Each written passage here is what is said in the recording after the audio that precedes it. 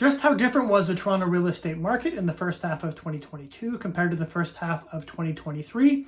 Well, now that we have 6 months of data behind us, let's take a look at how the first halves of these years compare. If I could make a comparison between the first half of 2022 and the first half of 2023, I would say the first half of 2022 looked like your shirt was inside out, and the first half of 2023 looked like your shirt was right side out. In other words, it was the exact opposite of one another. The first half of 2022 started off strong. We had some of our strongest prices between January and April. The graph looks something like this, where prices rose up to the early spring, and then prices and transactions began to fall as the government raised their interest rates. In the first half of 2023, we saw a complete reversal of what we saw in 2022. Prices bottomed out around February, and as we approached June, prices and transactions began to pick up.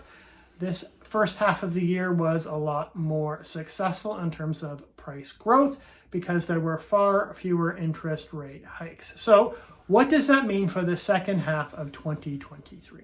Well, we may see some cooling trends ahead. We've had an interest rate hike in June, another one in July, and possibly a third one in September.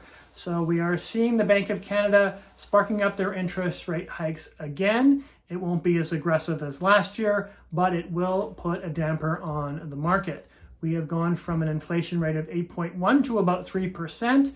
The Bank of Canada would like to see it around 2%, so we only have 1% to go, but I think that last lap is going to be a tough one, so it may take a bit more time before the Bank of Canada stops raising rates. For the fall, I suspect we will see fewer transactions than we've seen in the spring. The prices may dip a little, they may go up a little, or they may just flatline. But I suspect the fall market will be, well, pretty boring, and it'll look something like this. I'm David Coffey of Bosley Real Estate.